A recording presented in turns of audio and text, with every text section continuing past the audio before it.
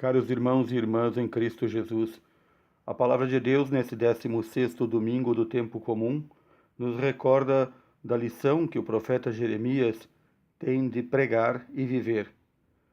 O profeta Jeremias, por volta de meados do ano 500 a.C., é enviado por Deus a pregar ao povo e ao rei, que este povo já se encontra como ovelhas sem pastor.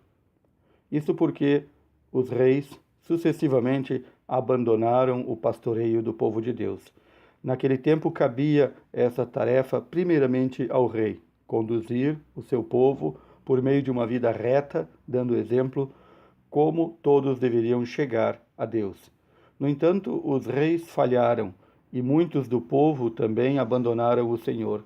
Por isso o Senhor diz por meio do profeta Jeremias que vai dispersar este rebanho que eles mesmos já haviam dispersados. E como este rebanho não foi fiel ao Senhor, ele seria deportado, como assim o foi. Quando este povo é deportado, algum resto de Israel começa novamente a voltar ao Senhor. E então o Senhor, vendo a fidelidade desses poucos, vai dizer: daquele ramo, daquela família de Davi, eu farei nascer um descendente, que reinará como rei e como sábio. Ele fará valer a justiça e a retidão na terra. E então Judá, meu povo, será salvo, e Israel viverá tranquilo. E então eles chamarão a este rei Senhor, nossa justiça. Essa profecia que o profeta Jeremias entrega ao povo resume-se na vida de nosso Senhor Jesus Cristo. É ele, o Rei, Senhor, que faz ver ao seu povo que, como ovelhas dispersas, não podem chegar ao Senhor. As ovelhas devem estar congregadas, mas elas devem, antes de tudo, como nos ensina nosso Senhor, ouvir a voz do pastor, não dar ouvido aos falsos pastores, aos falsos mestres, aqueles que impõem a carga da lei sobre os ombros do povo, mas viver uma vida plena e digna, voltados para o Senhor, vivendo e praticando a justiça. Diz o Salmo 22, o Senhor é o pastor que me conduz, felicidade e todo bem hão de seguir-me. Uma das imagens mais belas deste salmo é quando a ovelha diz: mesmo que eu passe pelo vale tenebroso, nenhum mal eu temerei, pois estais comigo com o bastão e com o cajado, eles me dão a segurança. O bastão na qual o pastor se apoia, o cajado com o qual ele toca as ovelhas para o redil, para o rebanho, e também com o qual ele afasta o lobo. É este o pastor que nos conduz. Ele promete que vai nos preparar uma mesa. Ele vai ungir nossa cabeça, vai nos alimentar e saciar até que nosso cálice transborde. E então diz o rei Davi, aqui falando pela voz da ovelha: felicidade e todo bem hão de seguir-me por toda a minha vida, e na casa do Senhor habitarei pelos tempos infinitos. É este o anelo que devemos ter: buscar um dia vivermos eternamente com o Senhor. Para isso é necessário que baixemos a nossa cabeça, reconheçamos a nossa condição de ovelhas. Nos dias de hoje, muitos mesmo na igreja não querem se ver como ovelhas, como se fosse algo depreciativo. Mas pelo contrário, as ovelhas são submissas ao seu Senhor e escutam apenas a voz do seu Senhor e o obedecem.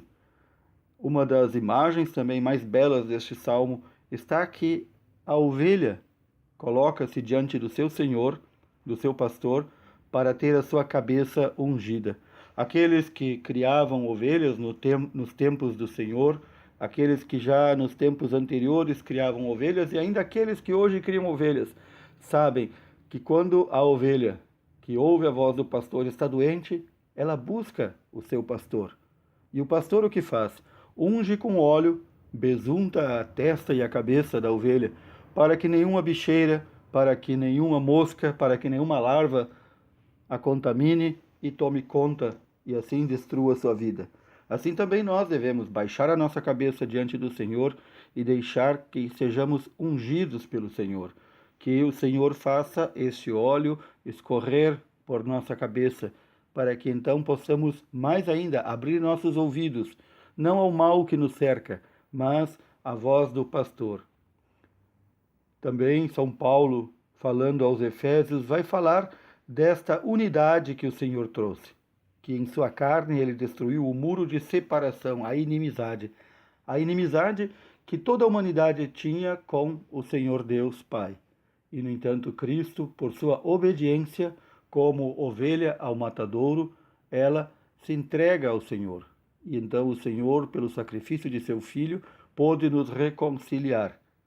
Aqui São Paulo está falando também desta promessa que foi feita ao povo eleito, o povo de Israel, o povo hebreu, e que o povo hebreu não foi fiel a essa promessa e que, portanto, o Evangelho não é mais uma promessa de uma vida nova apenas ao povo hebreu, mas o Evangelho deve ser levado a todos os povos, porque o Senhor quis nos reconciliar todos.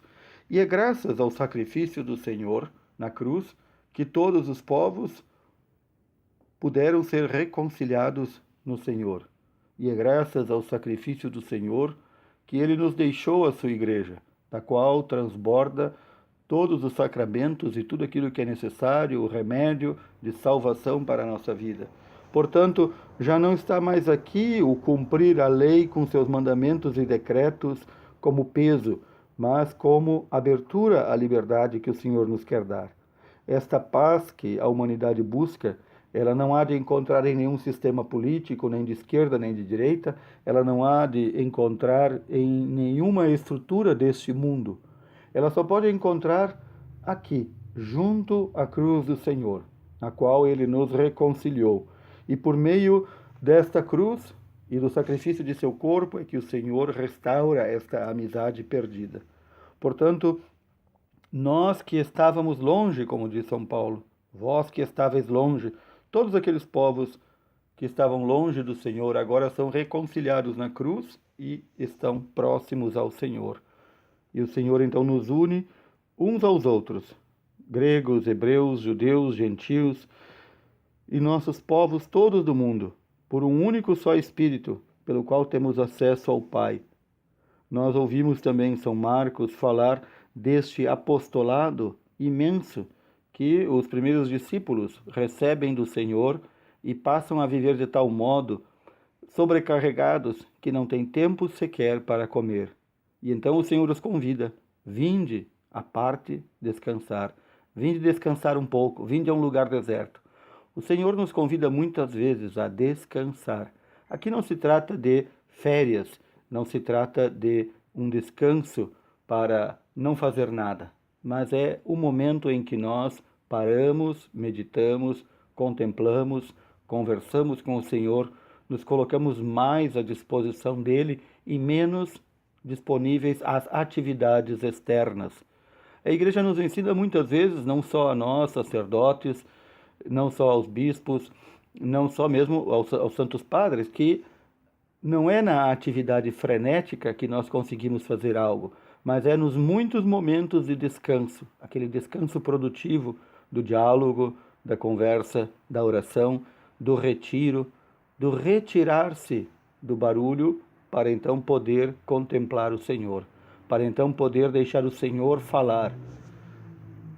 Nós vivemos justamente nesta época em que há tanta busca frenética por tanto fazer, por tantas reuniões, por tantas coisas, por tantos planejamentos, e vemos que tudo isso é imensamente improdutivo.